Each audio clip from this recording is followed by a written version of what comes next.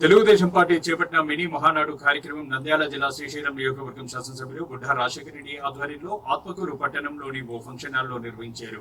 ఈ కార్యక్రమానికి ముఖ్య అతిథిగా బుడ్డా రాజశేఖర రెడ్డి హాజరయ్యారు. కార్యక్రమంలో భాగంగా శాసనసభ్యులు బుడ్డా రాజశేఖర రెడ్డి, టీడీపీ వ్యవస్థాపక అధ్యక్షులు ఎన్టీ రామారావు, బుడ్డా వెంగల్ రెడ్డి చిత్రపటాలకు పూలమాలలు వేసి నివాళులర్పించారు.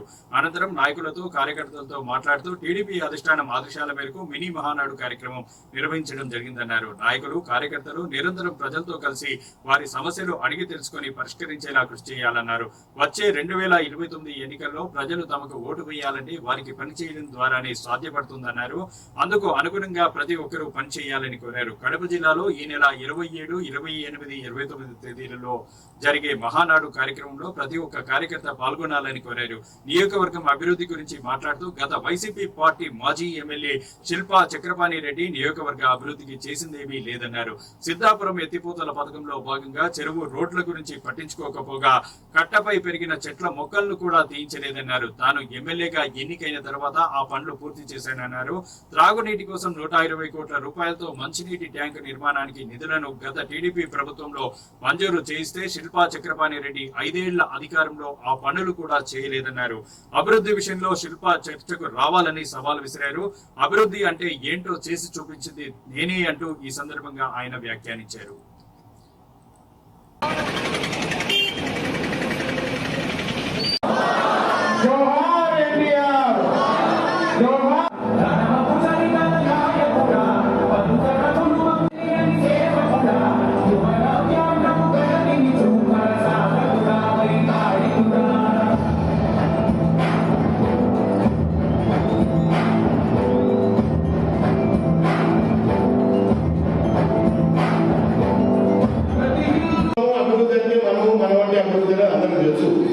కానీ వాళ్ళు కూడా ఈ దుర్మార్గులు కూడా ఈ దళితుడు ప్రజలు మాకు అవకాశం ఇచ్చినప్పుడు మనం ఏం చేయలేకపోయినా సిగ్గుతో తల ఉంచుకోవాలి.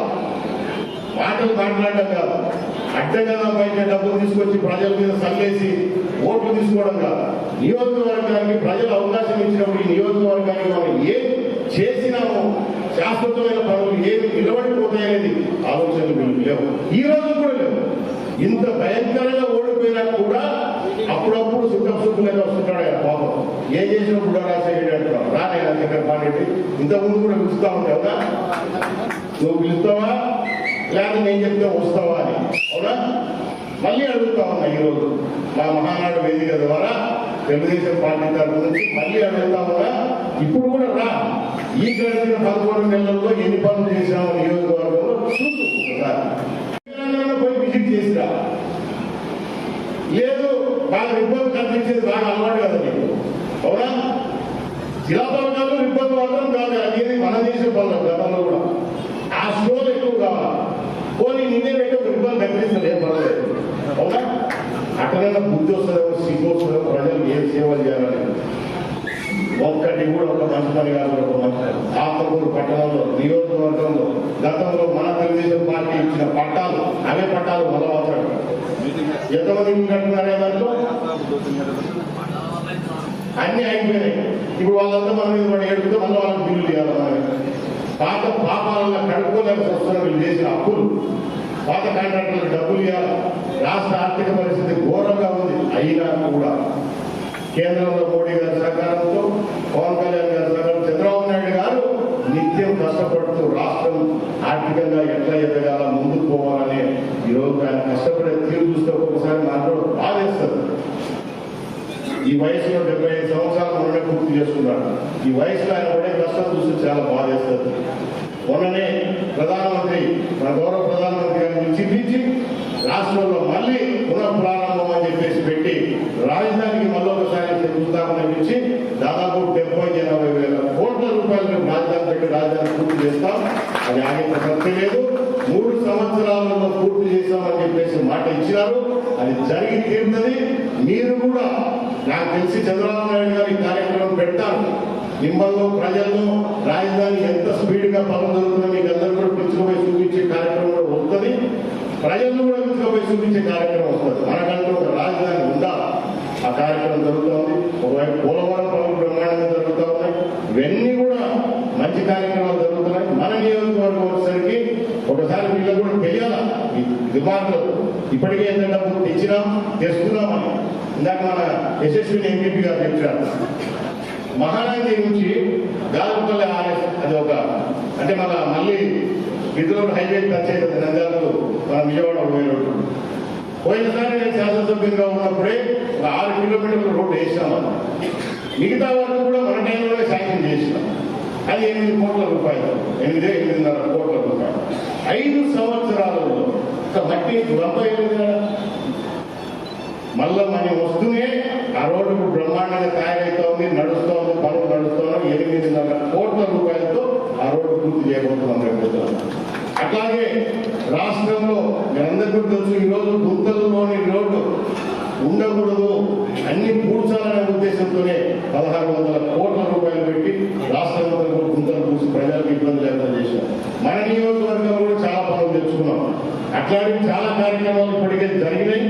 ఇప్పుడు చెప్పాల్సిన బాధ్యత మీడియా కూడా తెలియాలనే విషయం.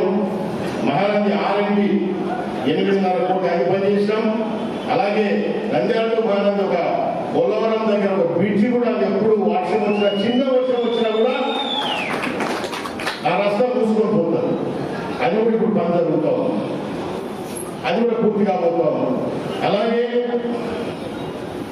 రేగడూరు నుంచి బెసరాయి రోడ్డు నాశనం అయిపోయింది, అది 2 కోట్ల రూపాయలతో పునరుద్ధరించినాం. అలాగే రేగడూరు నుంచి అలగడూరు వరకు అది 2 కోట్ల రూపాయలతో పునరుద్ధరించినాం. ఇవే చూడుకోండి, రూట్లో తిరిగితే తెలుస్తాయి. మొన్నటి దాకా బండ్లు ఏడబడిపోతున్నాయి, ఏడపై టైర్లు పంచలేదు, పడితే మోకాలు తిరగడం, మోచేతులు తిరగడం, తలకాయలు వదలడం.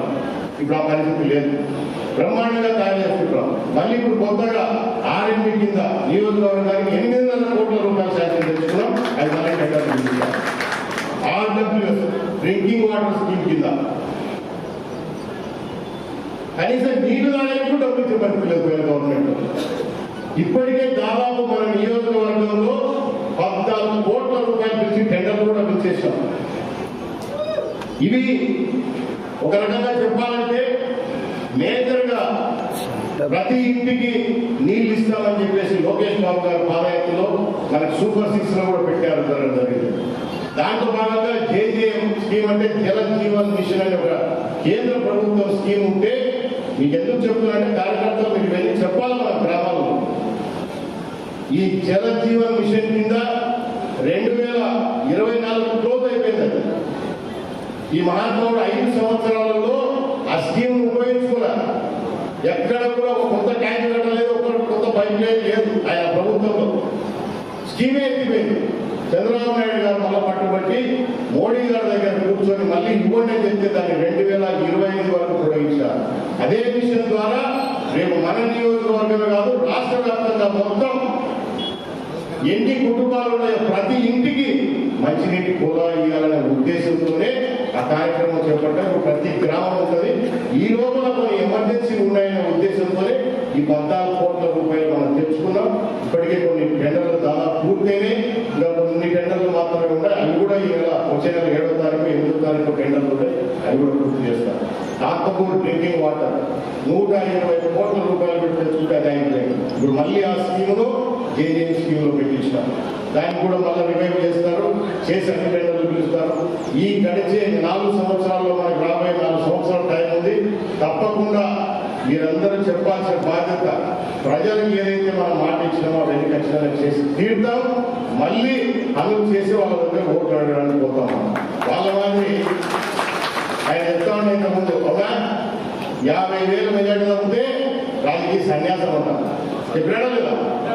పక్కనే 50,000 మీడియాలో ఉంటారు. అది తీసి చూపారు నేను పాత వీడియోలు పోయి 50,000 మెజార్టీ నాకు తగ్గితే రాజకీయ సన్యాసం. ఆయనే కాదు, ఆయన కుటుంబ సభ్యులు కూడా నాకు ఉద్యోగం రాజకీయం ఏదైనా ఏడాది మళ్ళీ వస్తున్నాడు సిబ్బిలేనాడు.